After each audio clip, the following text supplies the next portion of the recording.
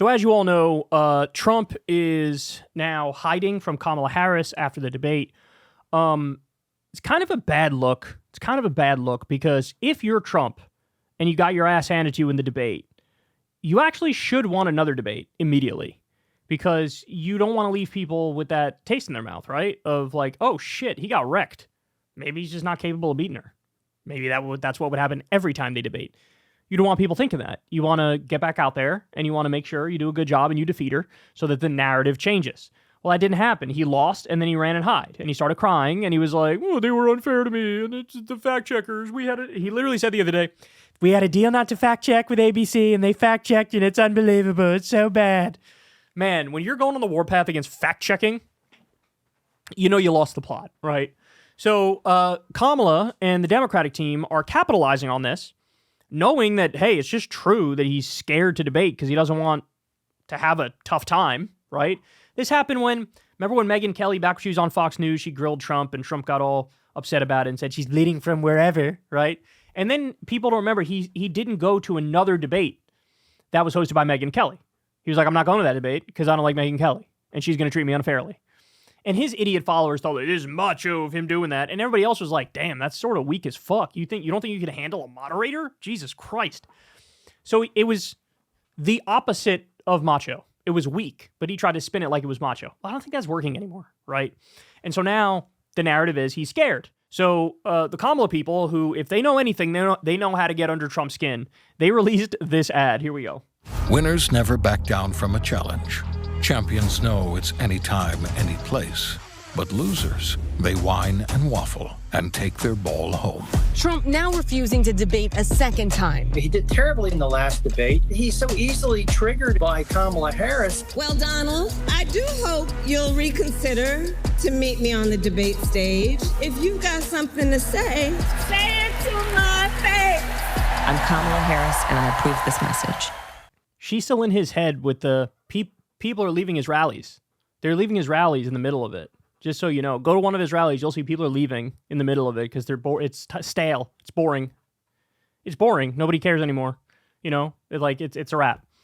And he's still talking about that line.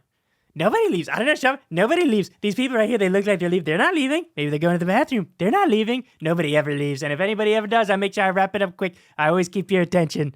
He's still talking about it. He baited her. She baited him, I should say, perfectly on that topic. Where it was immigration, it should have been a home run for him, and she put in that line about people leaving his rallies early, and that was all he could talk about. Look, this is why he doesn't want to do another debate. He's genuinely, here's the thing about Trump. He's all id, right? And with a lot of people, that worked on the campaign, in debates, I should say. In the Republican primary debates, it worked.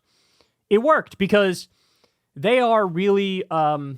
Marco Rubio and Jeb Bush and John Kasich and all those guys, Chris Christie, they're all like far too scripted politicians. And it was the first time anybody went up there and they just shot from the hip. And it was sort of like a breath of fresh air in those 2016 Republican debates.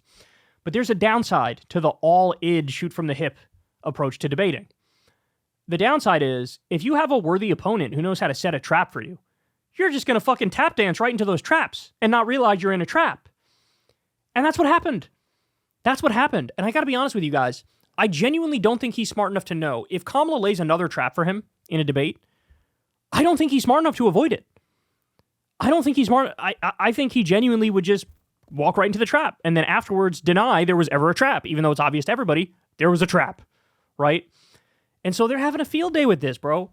They're having a field day with this. He's making it way too easy. And, you wonder why the polls are where they are now. I mean, Trump was looking at a sure victory against Biden, and now he's a little bit behind in this election. And, probably should be more than that. But there's been a big sea change since then. And this stuff look, I agree. It kind of comes across as like sort of juvenile, right? But whatever works, works. Whatever works, works. And it's kind of working. It's kind of working. I have plenty of criticisms of the campaign, but my criticisms of the Kamala campaign are more from a principled perspective. So, I think you should do more interviews because I think people have a right to hear. If you want to be president, people have a right to hear your ideas and your policies fleshed out. So you should be doing 3 interviews a day at least, right? From a principled perspective, I believe that. But from a strategic perspective, you can't say that Kamala sort of hiding from the media is not working. It's definitely working. And it's working for this very simple reason. Generic Democrat is what they're going for. They see that in every poll, generic Democrat beats Trump by 6 points. So clearly the campaign has settled on, you are going to be the generic Democrat. We're going to do everything to make sure everybody sees you as the generic Democrat, because then you win.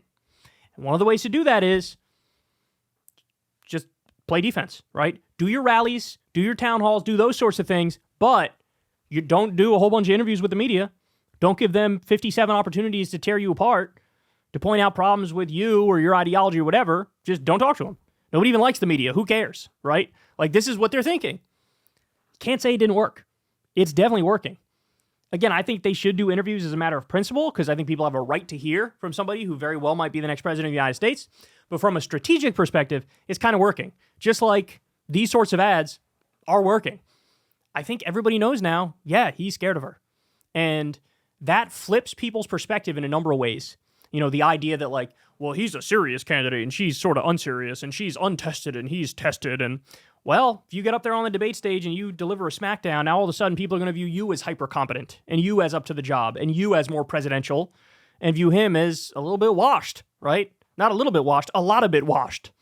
And that's where we are, man. Hey, y'all, do me a favor and like and subscribe. It helps out big time in the algorithm. Click the bell as well for notifications when videos drop, and watch that video on screen right now. You know you want to.